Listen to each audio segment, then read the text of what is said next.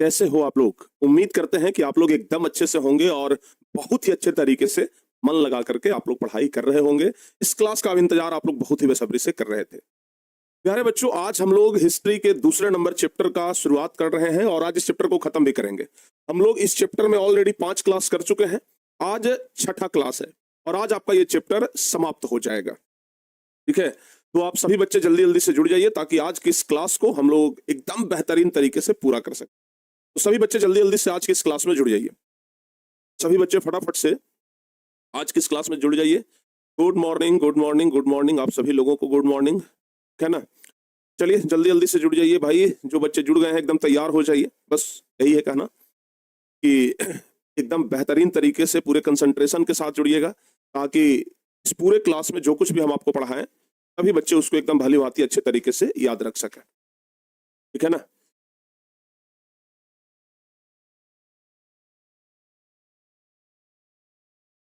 हाँ तो चलिए सीधे प्यारे बच्चे हम अपने टॉपिक पे आते हैं। आज ये चैप्टर खत्म करेंगे। सबसे लास्ट टॉपिक हम लोग पिछली क्लास में लेनिन के बारे में पढ़े थे, याद है कि नहीं है? लेनिन के बारे में हम लोग सबसे पिछली क्लास में पढ़े थे। चलिए एक छोटा सा सवाल आप लोगों से पूछते हैं, आप हमें ये बताइए, लेनिन के द्वारा एक गुप्त प्रकार का एक कह सकते हैं कि गुप्त तरीके का एक पुलिस बनाया गया था जो कि घरेलू जो आक्रमणकारी थे या फिर घरेलू जो आंदोलनकारी थे उनसे सुरक्षा करता था। उस गुप्त संगठन का नाम बताइए। बताओ बाबू, जल्दी जल्दी से बताइए। उस गुप्त संगठन का नाम बता दीजिए फटाफट से। गुप्त पुलिस संगठन। चक्का, चक्का बोले थे, चेका बोले थे, चेका। ठीक है ना, चक्का नहीं बोले थे, चेका बोले थे, ध्यान रखिए। चलिए बाबू, अच्छा लेनिन के द्वारा कौन सा नारा दिया गया था? लेनिन के द्वारा कौन सा नारा दिया गया था, उस नारा का नाम बताइए। लेनिन के द्वारा कौन सा नारा दिया गया था, आप नारा का नाम बताइए। लेनिन के द्वारा कौन सा नारा दिया गया था, आप जल्दी जल्दी से बता दीजिए। बताओ बाबू फटाफट से। लेनिन के द्वारा कौन सा नारा दिया गया था? युद्ध है? कौन कौन सा नारा? रोटी दो का नारा लेनिन दिया था। रोटी, भूमि और शांति, यही ना। भूमि, रोटी और शांति, कि भाई तुम्हारा तुमको भूमि भी मिल जाएगा, आने के लिए रोटी भी मिलेगा और शांति भी मिलेगा। तो भूमि, शांति और रोटी का नारा किसने दिया था? लेनिन ने दिया। तो आज हम लोग यही समझेंगे कि लेनिन के द्वारा किए गए महत्वपूर्ण काम। आज हम लोगों का जो मुख्य टॉपिक है प्यारे बच्चों यही है कि लेनिन के द्वारा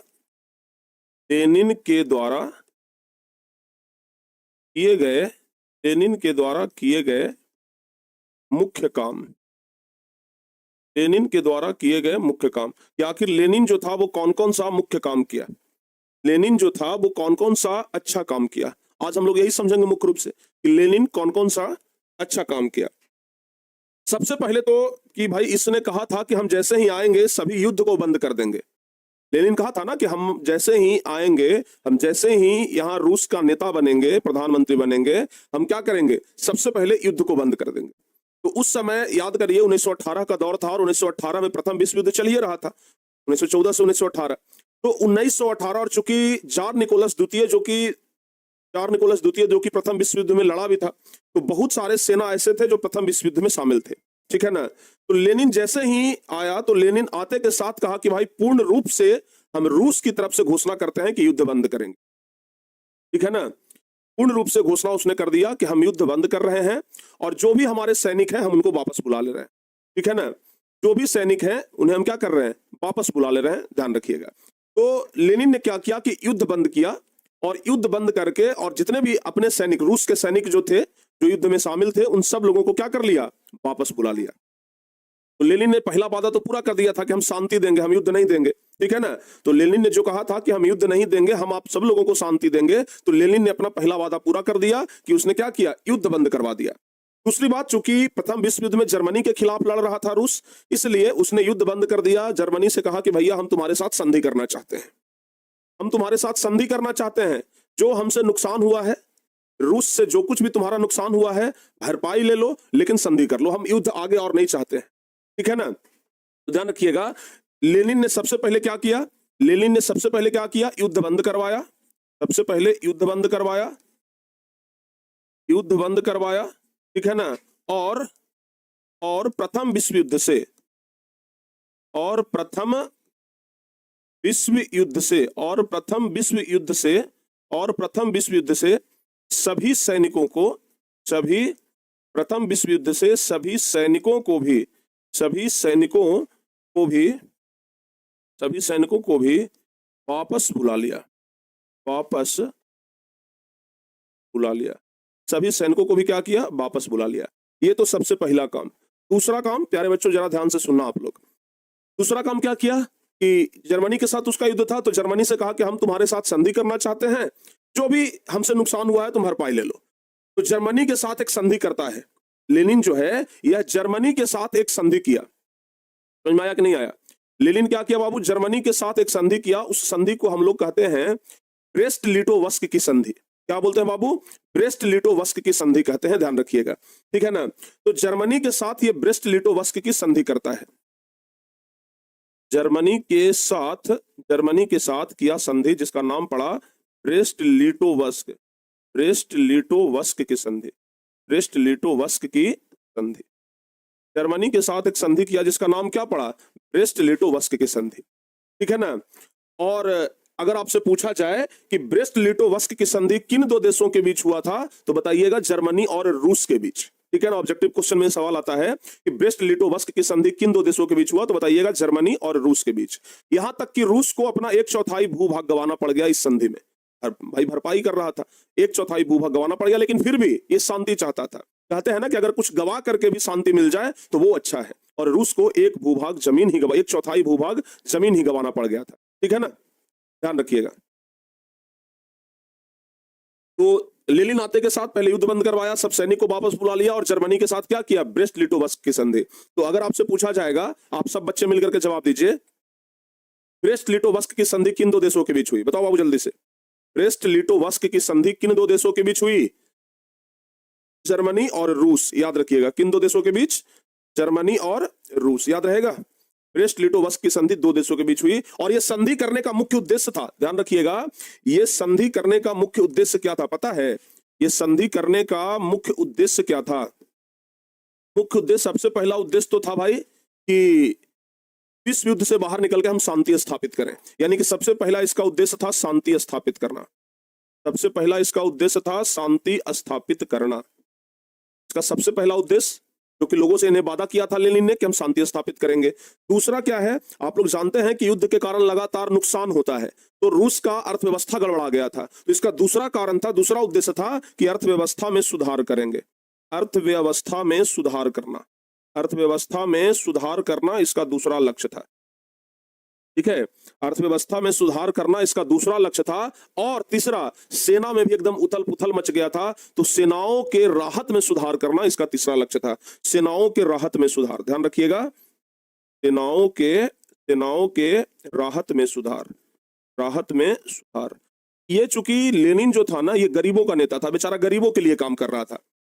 इसको पता था कि सेना में ना गरीब के बाल बच्चे जाते हैं, सेना में अमीर के बाल बच्चे नहीं जाते हैं, और गरीबों के लिए ये काम करता था, इसलिए सेना को बहुत बड़ा राहत दिया, ठीक है ना, ध्यान रखिएगा। तो लेनिन जैसे ही सत्ता में आया, बेचारा बढ़िया काम करने लगा लोगों के लिए, खूब बढ़िया काम करने लगा। बाबू बताओ, क्या बढ़िया काम कर रहा है कि नहीं कर रहा है?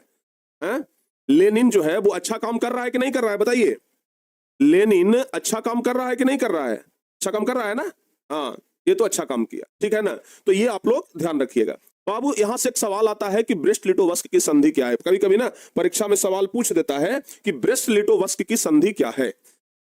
तो अगर पूछ दे कि ब्रेस्ट लिटोवस्क की संधि क्या है, तो लिखेंगे यह संधि जर्मनी और रूस के बीच हुआ था। यानी कि यह संधि जर्मनी और रूस के बीच हुआ था। और कब हुआ था? 1918 ईस्वी में हुआ था। और किसने किया था? तो लेनिन ने किया था, ठीक है ना। इसका उद्देश्य क्या था? उद्देश्य था विश्व युद्ध से बाहर निकलकर शांति स्थापित करना, अर्थव्यवस्था में सुधार करना और सेनाओं के राहत में सुधार करना। तो अगर ये क्वेश्चन आ जाएगा तो क्या आप लोगों से बन जाएगा? बताओ बाबू, अगर ये क्वेश्चन आ जाएगा तो क्या आप लोगों से बन जाएगा? बन जाएगा ना? चलिए, बहुत बढ़िया। अब सुनिएगा जरा ध्यान से। अब जो हम आपको बताने जा रहे हैं ना, उसको जरा गौर से सुनिएगा। आप लोग जानते हैं कि अगर आप शांति स्थापित करना चाहेंगे ना, अगर आपको दुनिया वालों को ये लगेगा ना कि बड़ा बढ़िया काम कर रहा है, आपको परेशान करना शुरू कर देगा। लेनिन बेचारा रूस की अर्थव्यवस्था में सुधार कर रहा था, बढ़िया से सब कुछ सेनाओं को राहत दे रहा था, गरीबों के लिए काम कर रहा था। इसी समय क्या हुआ? मेंशेविक और बोल्शेविक, यानी कि अमीर गरीब को लेकर के ना थोड़ा रूस में गृह युद्ध जैसा माहौल हो गया। अपने में थोड़ा सा गृह युद्ध जैसा माहौल हो गया। और इसका मौका अमेरिका देखा ना, अमेरिका जब देखा कि अरे भाई ये तो बढ़िया मौका है, रूस बड़ा तरक्की कर रहा है, तो अमेरिका, जापान, ब्रिटेन और फ्रांस, समझिएगा जरा ध्यान से, अमेरिका, जापान, ब्रिटेन और फ्रांस, ये चारों मिल करके रूस पे आक्रमण कर दिया। समझ में आ गया? रूस बेचारा अपना स्थिति सुधार ही रहा था, अभी जम ही रहा था कि तब तक ये सब देश ने मिलकर के रूस पर क्या कर दिया? आक्रमण कर दिया। जब रूस पर आक्रमण किया, समझिएगा जरा ध्यान से, हम आप लोगों को एक एक लाइन एकदम बढ़िया से समझाते हुए आगे चलेंगे। अभी हम आपको बताएं कि रूस में गृह युद्ध जैसा माहौल हो गया और अमेरिका, जापान, ब्रिटेन और फ्रांस फायदा उठा करके रूस पर क्या कर दिया? आक्रमण कर दिया। अब इस आक्रमण से बचने के लिए जो लेनिन का युद्ध मंत्री था, जिसका नाम ट्रोटस्की है, जो कि लेनिन का दोस्त भी था, ठीक है ना, तो लेनिन का जो युद्ध मंत्री था ट्रोटस्की, लेनिन का दोस्त भी था, उसने कहा कि भाई इन सबसे बचने के लिए एक विशाल सेना का गठन करना होगा। और उसने क्या किया? एक लाल सेना नाम के सेना का गठन किया। लाल सेना, बहुत बड़ा सेना बनाया जो कि विदेशी आक्रमणकारियों से लड़ सके, ठीक है ना, तो लाल सेना नाम का एक सेना बनाया। तो अगर आपसे पूछा जाए परीक्षा में कि लाल सेना का गठन किसने किया था, तो बताइएगा ट्रोटस्की ने किया था, ठीक है ना। अगर पूछा जाए कि लाल सेना का गठन किसने किया, तो क्या बताइएगा? ट्रोटस्की ने किया था। और ताकि किस लिए? ताकि विदेशी हमलों से बचा जा सके। जो विदेशी लोग हमला कर रहा है उससे क्या किया जाए? बचा जा सके। तो एक बात समझिए, विदेशी हमला से बचने के लिए ट्रोटस्की ने एक सेना बनाया, लाल सेना, और अपने देश के अंदर उपद्रवियों से बचने के लिए उसने एक संगठन बनाया था जिसका नाम था चेका, ठीक है ना। तो बाहर वाले लोगों से लड़ने के लिए लाल सेना और अपने देश के अंदर वाले उपद्रवियों से लड़ने के लिए चेका। तो इस तरीके से ट्रोटस्की ने क्या किया था? प्लान बनाया था। चेका के बारे में तो बताए थे ना कि यह अचानक छापा मार देता है और विद्रोह करने वाले को पकड़ लेता है। तो दो तरीके से प्लानिंग बनाया भाई, एक बाहर वाले लोगों से लड़ने के लिए अलग सेना और अंदर वाले लोगों से लड़ने के लिए अलग सेना। और जानते हैं यह बहुत ज्यादा कारगर है। आज भी अपने भी देश में देख लीजिए, दो तरीके का सेना होता है। एक सेना होता है जो बॉर्डर पे दूसरे देशों से लड़ता है, और एक होता है जो अंदर से लड़ता है, ठीक है ना। अंदर के लोगों से जो निपटता है उसको हम लोग क्या कहते हैं? पुलिस कहते हैं। और जो बाहर के लोगों से, विदेशी लोगों से लड़ता है उसको क्या कहते हैं? उसको सेना कहते हैं, फौज कहते हैं, इंडियन आर्मी कहते हैं, बीएसएफ कहते हैं ना। आज भी हमारे देश में दो तरह के सेना है, एक जो बाहरी वालों से लोगों से लड़ते हैं और एक जो अंदर वाले लोगों को शांत करते हैं, ठीक है ना। तो आज भी उसी प्रकार से चल रहा है। पहले भी ट्रोटस्की ने उसी तरीके का प्लानिंग बनाया कि बाहर वाले लोगों से लड़ने के लिए एक अलग सेना बनाया, लाल सेना, अमेरिका इस सब से लड़ने के लिए, जापान, ब्रिटेन इस सब से लड़ने के लिए, और अंदर वाले लोगों से लड़ने के लिए क्या बनाया? चेका नाम का एक गठन किया, ठीक है ना। इतना ही नहीं, 1918 ईस्वी में एक नया संविधान भी बनाया। लेनिन जो है 1918 में ही एक नया संविधान बनाया, उसका नाम दिया सोवियत समाजवादी गणराज्य। सोवियत समाजवादी गणराज्य अंग्रेजी में कहते हैं यूएसएसआर, यानी union of Soviet socialist republics, ठीक है ना, ध्यान रखिएगा, union of Soviet socialist republics, ठीक है ना, यानी सोवियत समाजवादी गणराज्य, ठीक है ना। तो ध्यान रखिएगा 1918 में इसने क्या किया? एक नया संविधान भी बना लिया, ठीक है ना। और अपने इस संविधान में, चूंकि पहले अभी तक 18 वर्ष से ऊपर के नागरिकों को वोट देने का अधिकार नहीं था, लेकिन जैसे ही रूस में ये नया संविधान बना, इसमें 18 वर्ष से ऊपर के लोगों को वोट देने का अधिकार लेनिन दे देता है। कहता है कि भाई 18 वर्ष से ऊपर के लोग भी वोट देंगे, ठीक है ना। दूसरी बात क्या कहा कि उद्योग पर मजदूरों का नियंत्रण होगा। मजदूर जैसे चाहेगा वैसे उद्योग को रन करेगा, मतलब वैसे चलाएगा। मालिक के अनुसार उद्योग नहीं चलेगा, मजदूर के अनुसार उद्योग चलेगा। बढ़िया बोला कि नहीं बोला? मालिक के अनुसार उद्योग चलता था तो खूब शोषण करता था मजदूर का, करता था ना। लेकिन अब लेनिन ने कह दिया कि भाई मजदूर के अनुसार उद्योग चलेगा, मालिक के अनुसार उद्योग नहीं चलेगा। तो ये तो बढ़िया काम है, ठीक है ना। उसके अलावा बोल्शेविक दल, चूंकि दो दल बना था ना कि ये मेंशेविक दल और बोल्शेविक दल, तो अभी तक बोल्शेविक दल इसके दल का नाम था, तो बोल्शेविक दल का नाम बदल करके साम्यवादी दल कर दिया। लेनिन क्या किया कि बोल्शेविक दल का नाम बदल करके साम्यवादी दल कर दिया, ठीक है ना। इसके अलावा शिक्षा में सुधार किया और प्राथमिक शिक्षा को अनिवार्य किया। शिक्षा में भी सुधार किया, प्राथमिक शिक्षा को अनिवार्य किया कि भाई बच्चे कम से कम प्राथमिक शिक्षा तक तो जरूर पढ़े। बच्चों के लिए भी काम किया कि बच्चों की पढ़ाई पर भी लेनिन ने ध्यान दिया, ठीक है ना। इसके अलावा प्रशासनिक सुधार किया और जारशाही के लोगों को हटाया, यानी कि बहुत सारा पद ऐसा था जहां पर जार के लोग अभी भी बैठे हुए थे। मतलब जार निकोलस द्वितीय ना मर गया था, उसका आदमी सब अभी भी बहुत बड़े बड़े पोस्ट पर बैठा हुआ था, ठीक है ना। कहा कि जार के सब आदमी को हटाओ, जार का आदमी रहेगा सब निरंकुश है, ठीक है ना। तो लेनिन ने क्या किया कि जार के सभी आदमी को हटा दिया। कोई ऑफिसर था, कोई कर्मचारी था, सब लोगों को हटा दिया। कहा कि जार का एको को आदमी नौकरी में नहीं रहेगा, सबको हटाओ, सब गरीबों का नेता रहेगा, गरीबों का अधिकारी रहेगा, ठीक है ना। तो प्रशासनिक सुधार हुआ और जार के सभी लोगों को क्या किया? हटा दिया। और रूस के लिए एक लाल रंग का अलग झंडा बनाया। लेनिन कहा कि जो गरीब लोग हैं, जो बोल्शेविक लोग हैं, जो साम्यवादी लोग हैं, उसका एक अलग झंडा रहेगा, ठीक है ना। और इस तरीके का एक झंडा बनवाया जिस पर हंसुआ और हथौड़ी का निशान था। हंसुआ और हथौड़ी मतलब मजदूर का प्रतीक।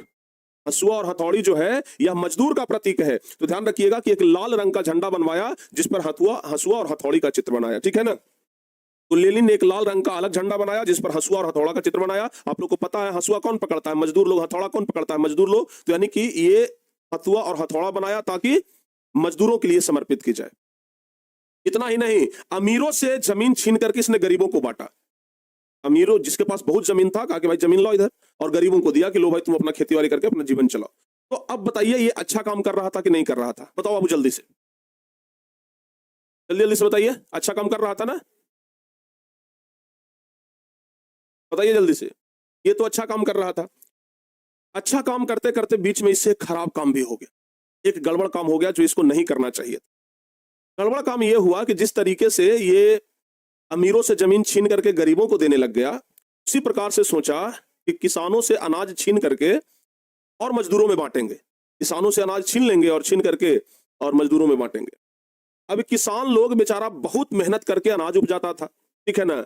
और किसान को थोड़ा जितना देर मतलब जितना में उसका काम चल जाए उतना अनाज छोड़ करके बाकी सब अनाज ही ले लेता था, लेनिन ले लेता था। समझ में आ रहा है कि नहीं आ रहा है? मतलब आप समझिए कि हम किसान हैं और हम अपने घर में 100 क्विंटल अनाज उपजा लिए।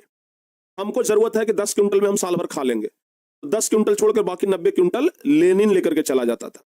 अब किसानों को गुस्सा आने लगा। किसान कहा कि हम लोग इतना मेहनत करके उपजाते हैं इसलिए कि भाई हमको अपने भर मिले और बाकी सब लेके चल जाए, इससे अच्छा तो है कि अनाज में आग लगा देंगे।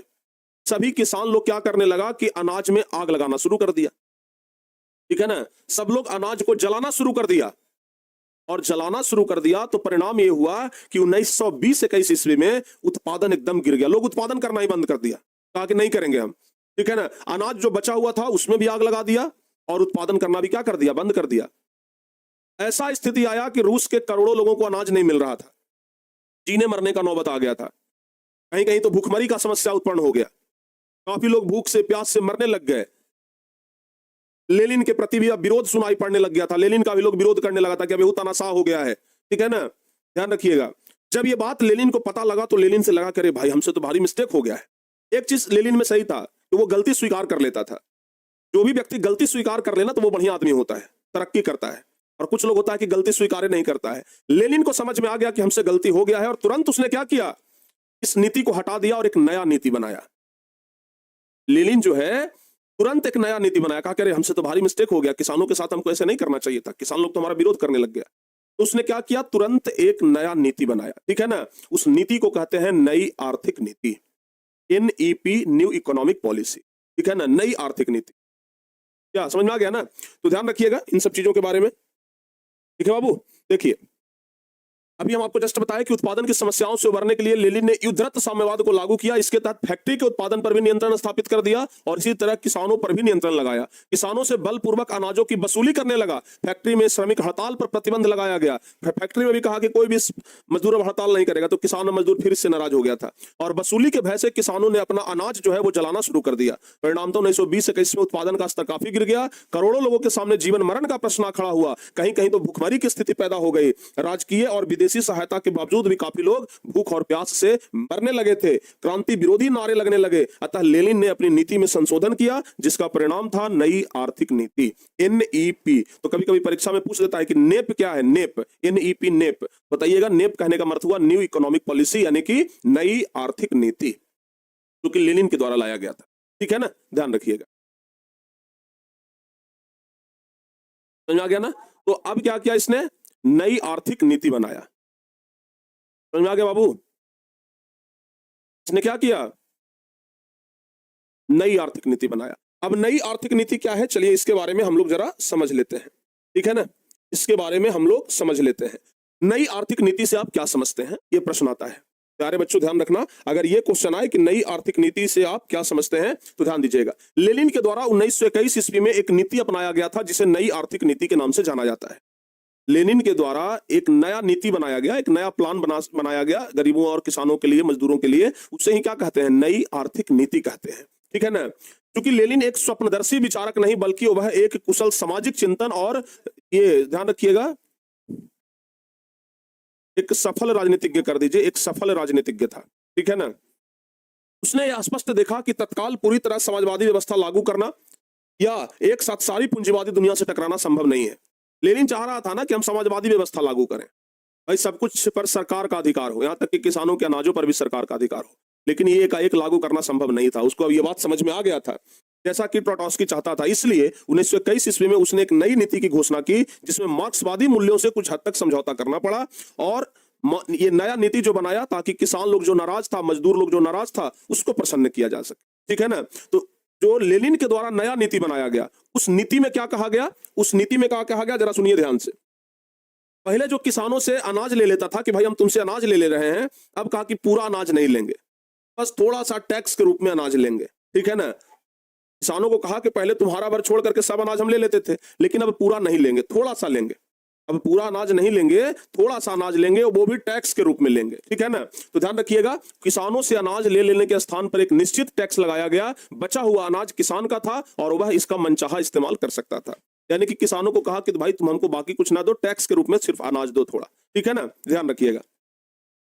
और क्या किया कि राज्य जमीन, ये जो जमीन है वो राज्य की है, फिर भी व्यवहार में जमीन किसान की हो गई। यानी कि जो सरकारी जमीन भी था, लेनिन क्या किया कि उस सरकारी जमीन को भी किसानों को दे दिया। कहा कि लीजिए आप इस पर खेती करिए, किसान, जमीन हमारा ही रहेगा, जमीन सरकार का ही रहेगा, लेकिन इस पर खेती किसान लोग करेंगे। यानी कि फिर से लेनिन को दिमाग खुल गया और उसने बढ़िया बढ़िया काम करना शुरू कर दिया, ठीक है ना। फिर से उसने बढ़िया बढ़िया काम करना क्या कर दिया, शुरू कर दिया। और क्या कहा कि भाई 20 से कम कर्मचारी वाले उद्योग को व्यक्तिगत रूप से चलाने का अधिकार मिल गया। यानी कि जिस उद्योग में 20 से कम कर्मचारी हैं, जिस उद्योग में 20 से कम कर्मचारी हैं, वो उद्योग भी सफलतापूर्वक चलेगा, ऐसा कहा गया। जिस उद्योग में 20 से कम कर्मचारी हैं, वो उद्योग भी अब अच्छा से चलाइए, कोई दिक्कत नहीं है। ट्रोट्स्की कौन था? ट्रोट्स्की लेनिन का ही एक दोस्त था, जिसको उसने युद्ध मंत्री बनाया था, ठीक है ना, याद रखिएगा। और क्या हुआ, उद्योगों का विकेंद्रीकरण कर दिया गया। निर्णय और क्रियान्वयन के बारे में विभिन्न इकाइयों को काफी छूट दी गई। यानी कि उद्योगों को भी बांट दिया गया और कहा गया कि भाई उद्योग का निर्णय जो है और किस तरीके से किसी उद्योग में काम चलेगा, ये उद्योग ही तय करेगा, ये अब सरकार भी तय नहीं करेगा। पहले ये सरकार तय करता था कि भाई 20 से कम कर्मचारी है तो उद्योग नहीं चलेगा, या उद्योग में किस तरीके से काम होगा, ये सब हटा दिया। कहा कि भाई उद्योग का जिम्मेदारी अब आप लोग संभालिए, अब आप लोग डिवाइड करिए कि किस तरीके से आपको काम करना है, ठीक है ना। इसके अलावा रूस में जो विदेशी पूंजी आ रहा था, कहा कि नहीं, रूस के पूंजी को बढ़ावा देंगे, विदेशी पूंजी ज्यादा नहीं बढ़ावा देंगे। तो विदेशी पूंजी को बहुत हद तक क्या किया, आमंत्रित किया, बहुत सीमित तौर पर आमंत्रित किया, विदेशी पूंजी को लगभग न के बराबर, ठीक है ना। क्योंकि आप लोग जानते हैं कि जितना विदेशी पूंजी दूसरे देश से आएगा, उतना हम लोग कर्जे में डूबे चले जाएंगे, ठीक है ना। अब कोई विदेशों से हम पूंजी लेंगे तो भारत पर तो कर्जा ही ना बढ़ेगा, इसलिए, या फिर अगर विदेश वाला डॉलर ज्यादा यहां आएगा तो भाई यहां के रुपया का वैल्यू गिरेगा ना। तो इसलिए ये विदेशी पूंजी को क्या किया, बहुत हद तक सीमित कर दिया। व्यक्तिगत संपत्ति और जीवन की बीमा की राजकीय एजेंसी द्वारा शुरू किया गया। कहा कि भाई व्यक्तिगत संपत्ति का अधिकार है, आप अपना संपत्ति को संजो करके रखिए, और साथ ही साथ व्यक्तिगत जीवन बीमा भी करवाइए। अगर आपको कुछ हो जाए तो सरकार इसके प्रति कुछ जवाबदेही ले, ठीक है ना। यानी कि फिर से ये लोगों के लिए अच्छा काम करना शुरू कर दिया। विभिन्न स्तरों पर बैंक खुलवाने लग गया कि भाई बैंक के माध्यम से लोगों को ऋण मिलेगा, कर्जा मिलेगा, लोग अपना पैसा सुरक्षित रख पाएंगे। तो इसलिए जगह जगह पर बैंक खुलने लग गया। समझ में आ गया कि नहीं आ गया।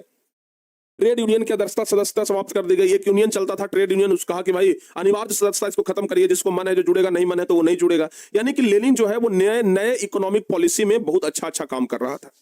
लेनिन जो है वो न्यू इकोनॉमिक पॉलिसी में कुछ हद तक बहुत बढ़िया काम किया। कुछ हद तक क्या कि मतलब पूरा व्यवस्था ही फिर से बदल दिया था। बीच में उससे एकमात्र गलती हुआ, लेकिन उसके बाद वो नया आर्थिक नीति लाया और पुनः जो है वो सब कुछ सही कर दिया। लेनिन वर्सेस मोदी, अरे भाई लेनिन का तुलना मोदी से नहीं किया जा सकता, ठीक है ना। लेनिन गरीबों का नेता था, लेनिन जो है वो गरीबों का नेता था, बात आप लोग ध्यान रखिएगा। गरीबों के लिए मरता मिटता था, गरीबों के लिए काम करता था, ठीक है ना। और मोदी जी जो है वो गरीबों से वोट लेने के लिए काम करते, इस तरीके से गरीबों से बस वोट ले लिया जाए। दोनों में बड़ा आसमान जमीन का अंतर है, ठीक है ना। चलिए, तो यहां तक हो गया बाबू, लेनिन के बारे में समझ गए। अब आपको हम सबसे लास्ट में एक पॉइंट बताते हैं कि जब ये नया आर्थिक नीति आया, जब ये न्यू इकोनॉमिक पॉलिसी आया, तो उत्पादन की कमी को नियंत्रित कर लिया गया। यानी कि अब उत्पादन एकदम अच्छे से होने लग गया। कृषि और औद्योगिक उत्पादन में वृद्धि हुआ। जब लेनिन का नया आर्थिक नीति आया तो कृषि उत्पादन में भी वृद्धि हुआ, ठीक है ना, ध्यान रखिएगा। लेकिन आलोचना लेनिन की जाती है। लेनिन ने इसका जवाब देते हुए कहा था, देखिए होता है ना कि अगर आप 100 गो सही काम करें, अगर आपसे एक गलती हो जाए ना तो लोग आपकी बेइज्जती करने लगते हैं, लोग आपकी आलोचना करना शुरू कर देते हैं। तो लोग लेनिन की भी आलोचना करने लग गए थे, कह रहे ये तो देखो ऐसे किया वैसे किया, मतलब एक गलती का हो गया लेनिन से कि लोग इसकी आलोचना करने लग गए, ठीक है ना। जिस पर जवाब देते हुए लेनिन ने कहा, लेनिन का कोई आलोचना कर रहा था तो उस पर जवाब देते हुए लेनिन ने कहा, क्या कहा पता है, कि अगर 3 कदम आगे चल करके अगर 1 कदम पीछे हो गया, अगर 3 कदम आगे चल करके 1 कदम पीछे भी हो जाए तो फिर भी हम 2 कदम आगे हैं। समझ में आया? लेनिन क्या बोला था? लेनिन बोला कि अगर हम 3 कदम आगे चल करके 2 कदम पीछे भी हट जाएं, सॉरी 1 कदम पीछे भी हट जाएं, अगर 3 कदम आगे चल करके फिर 2 कदम या 1 कदम पीछे भी हट जाए फिर भी हम 1 कदम 2 कदम आगे हैं, ठीक है ना। यही कहा था कि जवाब देते हुए लेनिन ने कहा था कि 3 कदम बढ़ करके 1 कदम पीछे हटना फिर भी 2 कदम आगे रहने के समान है। यानी कि हम अगर 3 कदम आगे बढ़ जाएं, हम 3 डेग आगे बढ़ जाएं और 1 डेग पीछे कर लें, फिर भी तो 2 डेग आगे है ना, है? तो अगर हमसे एक गलती हो गया है फिर भी हम आगे हैं। लेनिन ने यह जवाब दिया था। अब क्या हुआ कि 1924 ईस्वी में लेनिन की मृत्यु हो जाती है। 1918 में प्रथम विश्व युद्ध समाप्त हुआ था, ठीक है ना। 1924 में लेनिन की मृत्यु हो गई, और जब लेनिन की मृत्यु हो गई तो लेनिन के बाद नया सम्राट कौन बनेगा, नया प्रधानमंत्री कौन बनेगा, यानी उत्तराधिकार की समस्या खड़ी हो गई, ठीक है ना। लेनिन के बाद कौन बनेगा भाई, ठीक है ना। तो विभिन्न समूहों और अलग अलग नेताओं के बीच सत्ता के लिए संघर्ष चलने लगा, और इस संघर्ष में स्टालिन नाम का आदमी विजय हुआ, जिसका फोटो आप लोग यहां पे देख रहे हैं।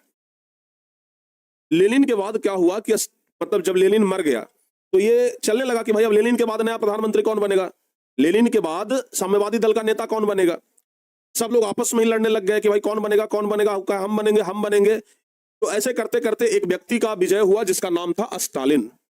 बड़ा तानाशाह व्यक्ति था, मतलब फिर से लेनिन के बाद एक खराब व्यक्ति ही रूस का सम्राट बन गया था। स्टालिन ने बड़ा तानाशाह था, जो मन में आता था वो करता था, ठीक है ना।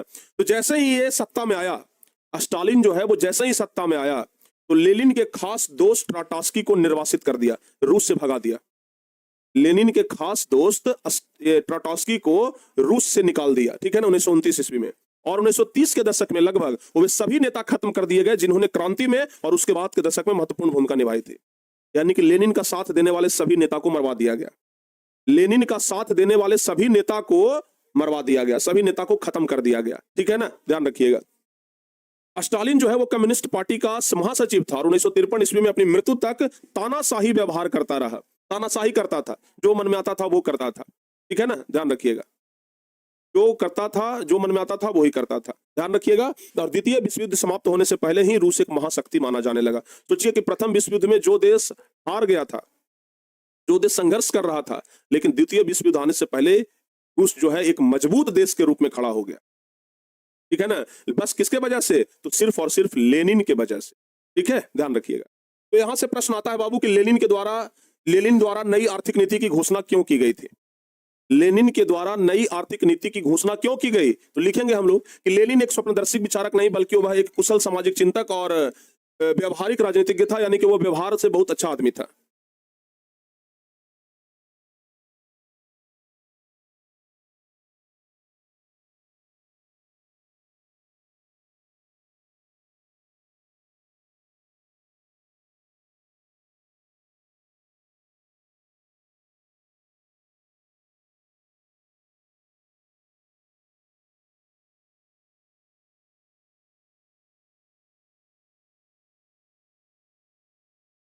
समझ गए ना बाबू। ये सवाल आता है लेनिन द्वारा नई आर्थिक नीति की घोषणा की क्यों की गई, तो लिखेंगे कि लेनिन एक स्वप्नदर्शी विचारक नहीं बल्कि एक कुशल सामाजिक चिंतक तथा सफल राजनीतिज्ञ था। यहां पर भी हम लोग सफल कर लेते हैं, है ना। उसने यह स्पष्ट देखा कि तत्काल पूरी तरीके से समाजवादी व्यवस्था लागू करना या एक साथ सारी पूंजीवादी दुनिया से टकराना संभव नहीं है, जैसा कि ट्रोट्स्की चाहता था। ट्रोट्स्की चाहता था कि पूरा समाजवादी व्यवस्था हो जाए, मतलब सब कुछ पर सरकार का नियंत्रण हो, लेकिन ऐसा करना एकाएक संभव नहीं था। इसलिए 1921 ईस्वी में उसने एक नई नीति की घोषणा की जिसमें मार्क्सवादी मूल्यों से कुछ हद तक समझौता करना पड़ा, और इस नीति को ही क्या कहते हैं, नई आर्थिक नीति कहते हैं, ठीक है बाबू, ध्यान रखिए। याद रहेगा, याद रहेगा आप लोगों को, यस सर, ठीक है ना। अच्छा, रूस में जो क्रांति हुआ ना ये पूरे विश्व को प्रभावित किया, ये भी ध्यान रखिएगा। रूस में जो क्रांति हुआ ये पूरे विश्व को प्रभावित किया। तो 2011 में एक सवाल आया था कि रूस में जो क्रांति हुआ ये पूरे विश्व को प्रभावित किया, किन्हीं 2 उदाहरणों के द्वारा स्पष्ट करिए। यानी कि 2 उदाहरण देकर के बताइए कि रूस में जो क्रांति हुआ वो पूरे विश्व को कैसे प्रभावित किया। 2 उदाहरण देकर के समझाइए कि रूस में जो क्रांति हुआ ये पूरे विश्व को कैसे प्रभावित किया। तो लिखेंगे कि रूस के क्रांति का पूरे विश्व पर बहुत जबरदस्त असर पड़ा। जो निम्नलिखित है, पहला, सर्वहारा वर्ग के सम्मान में वृद्धि हुई। सर्वहारा वर्ग बोले तो जो गरीब, किसान, मजदूर, मध्यम वर्ग, ये सब था, ये सब में ना बहुत जबरदस्त वृद्धि हुआ। रूस के समान अनेक देशों में साम्यवादी सरकार की स्थापना हुई। रूस के देखा इसकी करके बहुत सारा ऐसा देश था जहां पर कि साम्यवादी सरकार का गठन हुआ। इसके अलावा शीत युद्ध आरंभ हुआ, यानी कि देश के अंदर जो भेदभाव था ना, वो एक शीत युद्ध में बदल गया। मतलब लोग आपस में लड़ने लग गए कि नहीं भैया बदलाव चाहिए, अमीर और गरीब लोग आपस में लड़ने लग गए, ठीक है ना, ध्यान रखिएगा। और विचारधारा के आधार पर विश्व और यूरोप दो खेमों में भी ये बट गया था कि भाई एक विचारधारा था साम्यवादी मजदूरों के लिए यानी कि बोल्शेविक के लिए, और एक था मेंशेविक यानी कि अमीरों के लिए। तो विचारों के आधार पर भी पूरा विश्व जो है वो दो भागों में अलग हो गया था, और एशिया और अफ्रीका में साम्यवाद का पतन हुआ तथा उपनिवेश मुक्ति आंदोलन को बल मिला। तो इस तरीके से रूस का जो आंदोलन था, इसका बहुत व्यापक असर पड़ा पूरे विश्व में, ठीक है, ध्यान रखिए। फाइनली प्यारे बच्चों, यहां पे आकर के आपका ये जो चैप्टर है ये समाप्त हो जाता। इस चैप्टर में हम लोगों को यही पढ़ना था, तीन चीज। कौन कौन चीज? पहला बाबू पढ़ना था हम लोगों को समाजवाद के बारे में, जो कि हम आप लोगों को पढ़ाए। दूसरा पढ़ना था हम लोगों को साम्यवाद के बारे में, ये भी आपको पढ़ाए। और तीसरा हम लोगों को पढ़ना था रूसी क्रांति, तो ये भी हम आप लोगों को पढ़ा दिए, ठीक है ना। तो समाजवाद, साम्यवाद और रूसी क्रांति, ये सारा हमारा कंप्लीट। समाजवाद, साम्यवाद और रूसी क्रांति, ये सब क्या हो गया? समाप्त हो गया, ठीक है। तो फाइनली हमारा हिस्ट्री का दूसरा नंबर चैप्टर भी कंप्लीट हो गया, ठीक है बाबू। तो अब कल इस चैप्टर का हम ऑब्जेक्टिव क्वेश्चन करवा देंगे। कल इस चैप्टर का क्या होगा? Objective question. तो कल आप लोग इस चैप्टर के ऑब्जेक्टिव क्वेश्चन के लिए तैयार रहिएगा। कल ऑब्जेक्टिव क्वेश्चन वाली क्लास में आप लोगों को पूरा ऑब्जेक्टिव क्वेश्चन इसका क्लियर करा देंगे, ठीक है ना। अभी सही क्वेश्चन आंसर याद हो गया? अरे वाह, क्या बात है, ठीक है ना।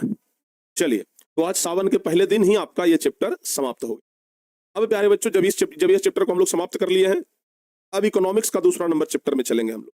कल इसका ऑब्जेक्टिव क्वेश्चन कर लेते हैं और उसके बाद इकोनॉमिक्स के दूसरे नंबर चैप्टर में हम लोग प्रवेश करें, ठीक है ना, ध्यान रखिए। तो चलिए भाई, अब हम लोग दूसरे नंबर चैप्टर की ओर बढ़ेंगे। इकोनॉमिक्स का जो दूसरा नंबर चैप्टर है उसको पढ़ाएंगे, लेकिन कल फिलहाल इसका टेस्ट ले लेते हैं। मिलते हैं तब तक अगली क्लास में। तब तक के लिए प्यारे बच्चे, जय हिंद।